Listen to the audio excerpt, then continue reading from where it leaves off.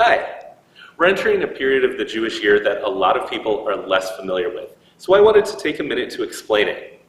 It begins with the fast of the 17th of Tammuz, which actually this year starts on Shabbat, so we put it off until Sunday. The 17th of Tammuz is a minor fast, which means from sunrise to sunset, we don't eat or drink, but it's not like Yom Kippur where there are all those other things we can't do. We're allowed to do all those other things. The reason for the fast is because historically, it was the beginning of the siege of Jerusalem. And so the Romans had surrounded the city of Jerusalem, and this is starting the chain of events that lead to the destruction of the temple, which is commemorated on Tisha B'Av, which I'll talk about in just a moment. After the fast of the 17th of Tammuz, then we get into a period that's known as the 3 weeks, which lead up to Tisha B'Av. During the first part of those 3 weeks, we're generally supposed to avoid huge expressions of joy.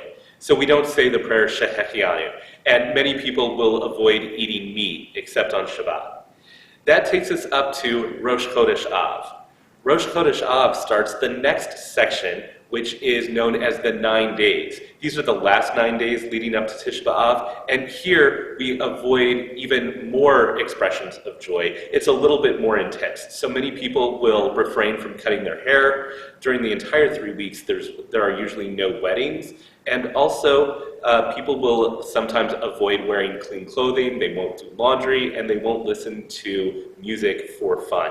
Some people would also avoid swimming during this time, all leading up to the grief that is most publicly and exuberantly expressed on Tisha B'Av itself.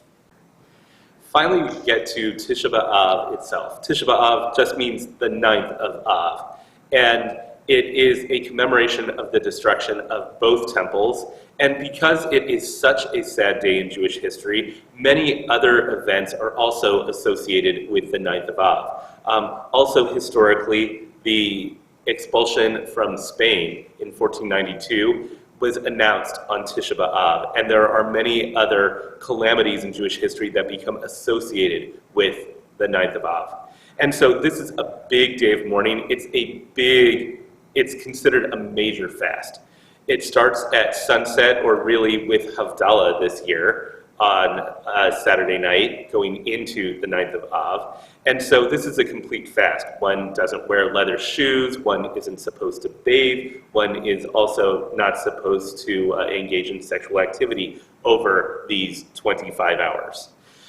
Starting in the evening, there's a special service. It's a Ma'ariv service that then adds in a ritual reading of the book of Eicha, or Lamentations, which is the prophet Jeremiah's prediction about the destruction of Jerusalem, and also his description of how much of a tragedy and a calamity it was, and how much suffering it caused. And so we act as mourners.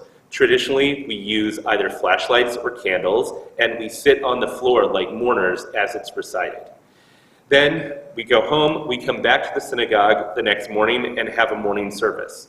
We don't wear tefillin, because that is also a sign of mourning. And in addition to a special Torah reading and Haftorah reading, which are done to the same mournful melodies as the book of Eicha, again, Lamentations, we also sometimes sing a number of dirges called kinot. And those kinot commemorate all kinds of different things that have happened to the Jewish people and have been written at many different points. There are also modern kinot. You can look them up on YouTube.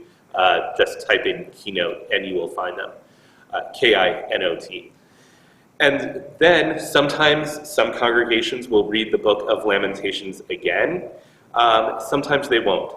Then in many places there will be a mincha service later in the day, which also includes the special Torah reading and Haftorah reading. And then the fast itself concludes at sundown.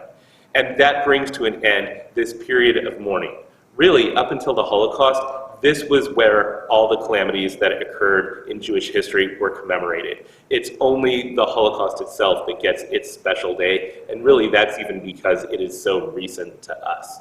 So I hope that you will join us for our commemoration of Tisha B'Av. It's not a happy holiday, but it is a cathartic holiday.